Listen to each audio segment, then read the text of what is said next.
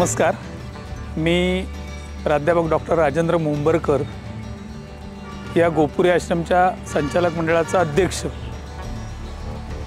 आपल्याला गोपुरीच्या एकंदर इतिहासाविषयी माहिती सांगण्याचा मी प्रयत्न करतोय।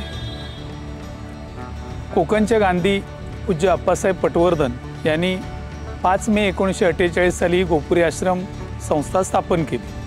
भारताला स्वातंत्र्याची चाहूल लागल्यानंतर महात्मा गांधीजींनी आपल्या सर्व कार्यकर्त्यांना आवाहन केलं की तुम्ही आता खेड्याकडे चला, आणि मग त्यांच्या बरोबर जे ग्रामीण भागामध्ये विशेषतः काम करणारे कार्यकर्ते होते, हे सगळे कार्यकर्ते अत्यंत उच्च विद्याविभूषित होते, अनुभवी होते। त्यांनी आपापल्या गावाकडे जाऊन इंग्रज काळामध्ये जी खेडी मृतवत झाली होती त्या खेड्यांचं पुनर्निर्माण करण्याचं काम त्यांनी सुरू केलं। त्याच्यामध्ये कोकणचे गांधी सीताराम पुरुषोत्तम उर्फ अप्पासाहेब पटवर्धन हे एक होते। अप्पासाहेब पटवर्धन हे त्यावेळी मुंबई विद्यापीठामध्ये MA तत्त्वज्ञान हा विषय घेऊन पहिल्या 5 मध्ये पास झालेली व्यक्ती।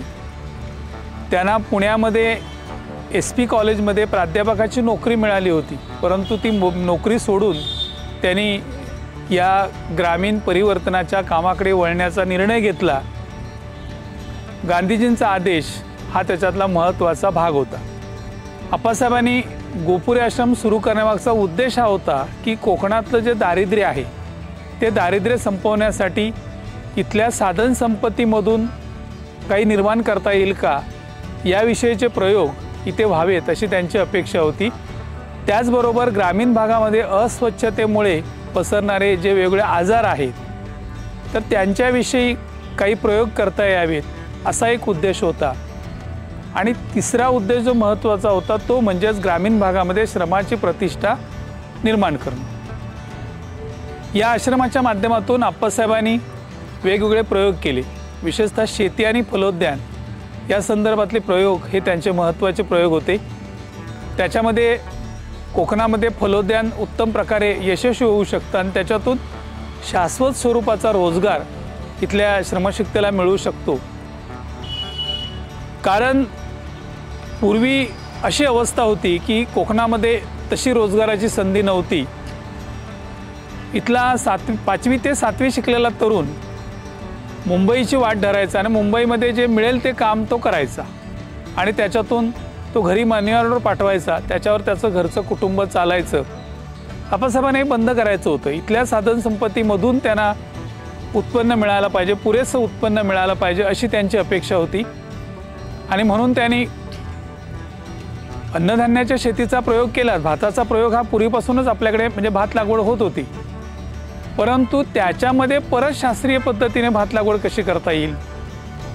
फलोद्यानामध्ये या परिसरामध्ये आंबा, काजू, नारळ, रातांबा अशा स्वरूपाची जर झाडं लावली तर त्याच्यातून कायम स्वरूपाचा आणि शाश्वत अशा स्वरूपाचा रोजगार इथल्या मंडळींना मिळू शकतो, इथल्या नागरिकांना मिळू शकतो। माडाच्या बागेमध्ये जर आंतरपीक म्हणून एक तर सुपारी लावली, जायफळ लावलं, मिरी लावली आणि इतर जी मसाल्याची पिकं आहेत ती सुद्धा माडाच्या बागेमध्ये सावलीमध्ये लावता येतात आणि त्याच्यातून चांगलं उत्पन्न शेतकऱ्याला मिळू शकतं। हा एक त्यांचा प्रयोग होता। दुसरी महत्त्वाची गोष्ट म्हणजे आज पर्यावरण संतुलनाच्या दृष्टिकोनातून खूप मोठ्या चळवळी संपूर्ण जागतिक पातळीवरती उभ्या राहिलेल्या आहेत। विशेषतः आपल्या देशातली जंगल कटाई स्वातंत्र्यानंतर प्रचंड मोठ्या प्रमाणात झाली, कारण उद्योगधंद्यांसाठी विशेषतः रेल्वेचे जे रूळ आहेत त्या रेल्वेच्या रुळाखाली म्हणजे ट्रॅकसाठी बसवतात ती सिमेंटचे बसवतात। पूर्वी ते लाकडाचे तयार केले जायचे, परंतु त्याच्यामुळे लाकडं मोठ्या प्रमाणात म्हणजे जंगल मोठ्या प्रमाणात तुटलं गेलं। तर या जंगल जर वाचवायचं असेल तर त्यासाठी गोबर गॅसचा प्रयोग महत्त्वाचा आहे। म्हणून अप्पासाहेबांनी कणकवलीमध्ये 1952 साली गोबर गॅसचा प्रयोगसुद्धा यशस्वी केला आणि त्या माध्यमातून शेतीला चांगलं सेंद्रिय खत मिळेल ही सुद्धा त्यामागे त्यांची अपेक्षा होती। पुढे जाऊन 1953 साली त्यांनी मैल्यावर चालणारा बायोगॅस प्लांट तो गोपुरीमध्ये त्यांनी यशस्वी केला। अशा पद्धतीने ग्रामीण भागातली अस्वच्छता कमी होईल, त्याचबरोबर झाडंसुद्धा वाचतील, हा त्यामागचा त्यांचा उद्देश होता। दुसरी एक महत्त्वाची बाब अशी होती की शेतकऱ्याला पूरक व्यवसाय म्हणून त्यांनी इथे गोशाळा निर्माण केली, गायी पाळल्या आणि मग शेतीबरोबर शेतकऱ्याने जर गायी पाळण्याचा प्रयत्न केला तर त्याच्यातून त्याला चांगलं खतही मिळेल शेणाच्या रूपाने आणि दुधाच्या रूपाने त्याच्या घरामध्ये दूध दुभतं येईल आणि थोडं विक्री करून त्याच्या आर्थिक उत्पन्नामध्ये भर होऊ शकते, असा एक महत्त्वाचा प्रयोग होता।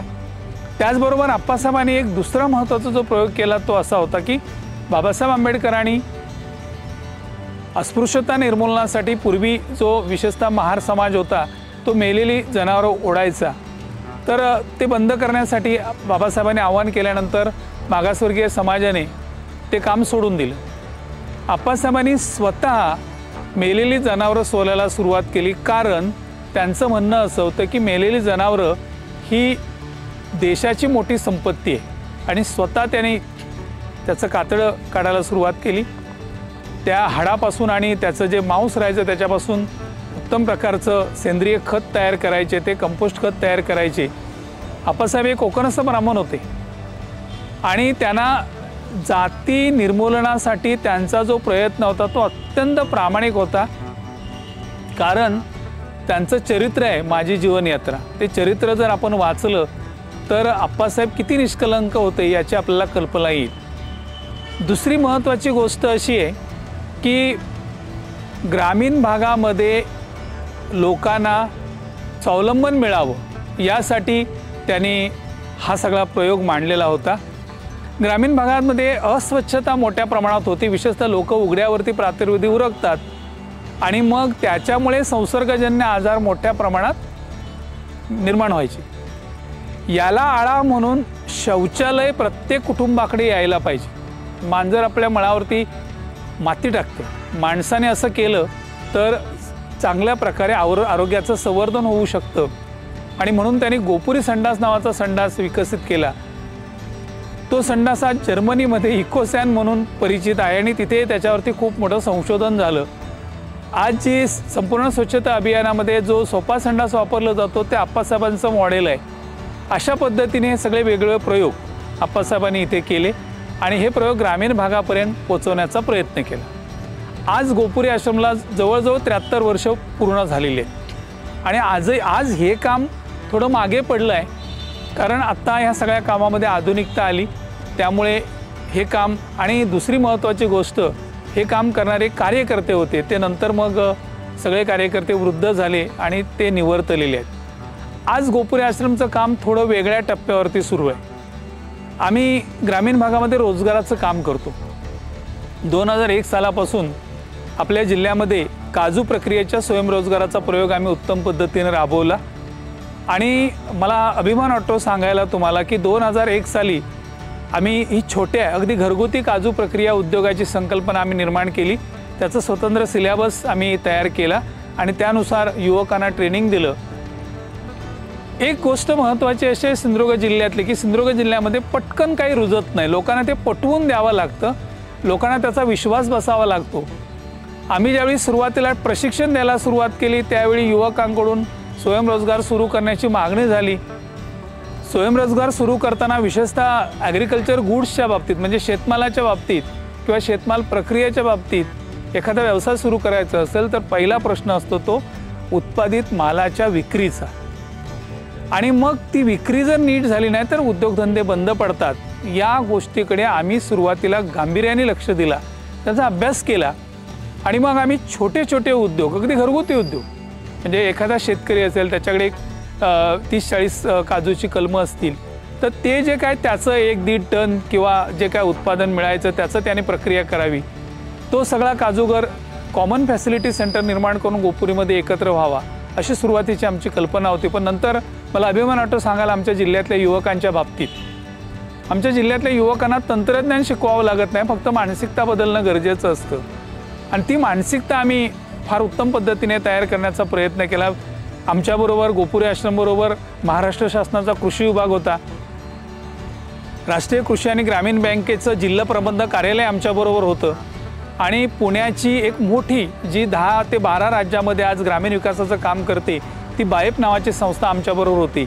अशी एक तज्ज्ञ मंडळी आमच्याबरोबर असल्यामुळे आम्ही हे काम चांगल्या पद्धतीने यशस्वी करू शकतो. आणि आज आम्ही जिल्ह्यामध्ये किमान 450च्या आसपास छोटे काजू उद्योजक निर्माण करू शकलो आणि याच्यापैकी 90% काजू उद्योजक हे यशस्वी झालेले आहेत. त्याच्यातले काही मोठे कारखानेसुद्धा झालेले आहेत. म्हणजे मलाही गेल्या 20 वर्षाचा मी ज्यावेळेला आढावा घेतो तेव्हा मलाही विश्वास बसत नाही की असं जिल्ह्यामध्ये होऊ शकतं. फक्त काय झालं की आम्ही थोडं प्रोपोगंडा करण्यामध्ये कमी पडतो आहोत आणि त्यामुळे आम्ही जे काम केलं ते समाजापर्यंत जाऊ शकलेलं नाही. दुसरं महत्त्वाचं आम्ही जे काम करतो ते म्हणजेच म्हणजे एक महत्त्वाची गोष्ट अशी आहे की आम्ही काजू प्रक्रियेच्या ट्रेनिंगचं काम आजही करतो आणि अगदी मूलभूत अशा स्वरूपाचं काजू प्रक्रियेचं प्रशिक्षण आम्ही देतो.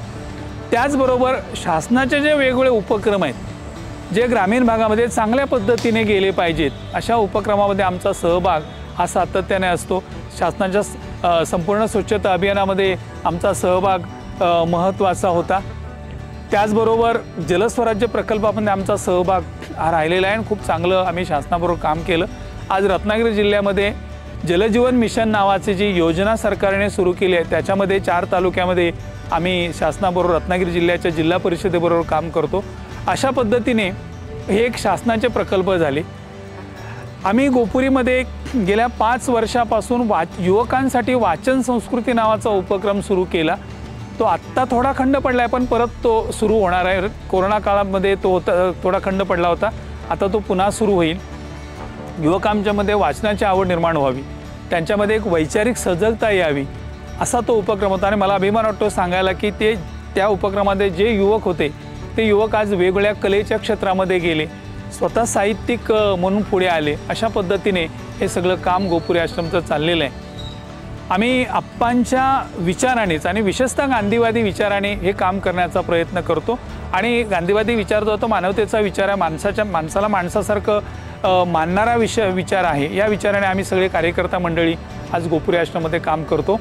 पुढे आम्हाला जिल्ह्यामध्ये शाश्वत स्वरूपाचा शेतीतून रोजगार कसा निर्माण होईल, विशेषतः प्रक्रिया उद्योग या जिल्ह्यामध्ये आत्ता मोठ्या प्रमाणात आहेत. आज जवळपास नाही म्हटलं तरी 150च्या आसपास वेगवेगळ्या फळावर प्रक्रिया करणारे उद्योग सिंधुदुर्ग जिल्ह्यामध्ये आहेत आणि सगळे उद्योग यशस्वी आहेत हे सांगताना मला अभिमान वाटतो. आम्ही गोपुरी आश्रमच्या माध्यमातूनच सिंधुदुर्ग जिल्ह्यातील फळ प्रक्रिया उद्योजकांना त्यांचा स्वतःचा संघ सिंधुदुर्ग जिल्हा फळ प्रक्रिया उत्पादक संघ निर्माण करून दिला आणि आज हे सगळे फळ प्रक्रिया उद्योजक खूप चांगल्या पद्धतीने तो फळ प्रक्रियेचा संघ चालवत आहेत. अशा पद्धतीने हे ग्रामीण विकासाचं काम आमच्या गोपुरी आश्रमच्या माध्यमातून सुरू आहे. नमस्कार. सर्वप्रथम मी आपले गोपुरी आश्रमातर्फे स्वागत करतो. कोकण गांधी पूजनीय आप्पासाहेब पटवर्धन यांनी स्थापन केलेला हा गोपुरी आश्रम आहे. गोपुरी आश्रमाचा परिसर आत्ता पाहिला तर 21 एकरचा संपूर्ण परिसर आहे. या परिसरात केळीच्या बागा, गोशाळा, त्या चिकूची बाग, विविध प्रकारची फळझाडे, फुलझाडे, नर्सरी, त्याशिवाय स्वच्छता प्रदर्शनाचे काही डेमो अशा प्रकारचं आमचं इथे या ठिकाणी काम चालू असतं. त्याचप्रमाणे या ठिकाणी आम्ही गोपुरी आश्रमामार्फत काजू प्रक्रियेचं पूर्ण प्रशिक्षण देतो. त्याचप्रमाणे प्रशिक्षण सेंटर आमचं आहे, त्या ठिकाणी आम्ही निवासी शिबिरं आयोजित करतो. इथे आमचं वरती गोपुरी भांडार आहे. या भांडारात आम्ही इथलीच जी आम्ही भाजी पिकवतो, भाजीपाला, केळी असून दे, सर्व प्रकारची मुळा भाजी, पालाभाजी, त्याशिवाय ग्रामोद्योगी वस्तू, तूप, मध या वस्तू आमच्या दुकानात विक्रीसाठी उपलब्ध असतात. पण गोपुरी आश्रमातर्फे आम्ही जिल्हा परिषदसोबतसुद्धा काम करतो. जिल्हा परिषदच्या विविध प्रोजेक्टमध्ये जलस्वराज्य प्रोजेक्ट, जलजीवन मिशन, त्याशिवाय ग्राम आरोग्य, संत गाडगेबाबा ग्राम स्वच्छता अभियान, ग्रामपंचायत राज स्वराज्यामध्ये सदस्यांना ट्रेनिंग द्यायचं काम, अशा प्रकारचे विविध आम्ही काम करतो ग्रामपंचायतीमध्ये. आमचा हा गोपुरी आश्रम संपूर्ण देशभरात माहितीच आहे, कारण आप्पासाहेब हे एक महात्मा गांधीजींचे अतिशय जवळचे सहकारी होते. आप्पासाहेबांनी आपलं जीवन संपूर्ण समाजासाठी त्यांनी पूर्णपणे आपलं जीवन समर्पित केलेलं आहे. त्यामुळे आप्पासाहेब हे खूप मोठे माणूस आहेत. त्यांचे अनुयायी या देशात खूप आहेत. तर आप्पासाहेबांचे कार्य आणि विचार हे प्रत्येक तळागाळात पोचणं खूप गरजेचं आहे. तर आपल्या माध्यमातून आपण हे आप्पासाहेबांचं कार्य, विचार आजच्या नवीन तरुण पिढीसमोर नेण्यासाठी मदत व्हावी ही एक आमच्या संस्थेमार्फत अपेक्षा आहे, मी व्यक्त करतो या ठिकाणी. धन्यवाद.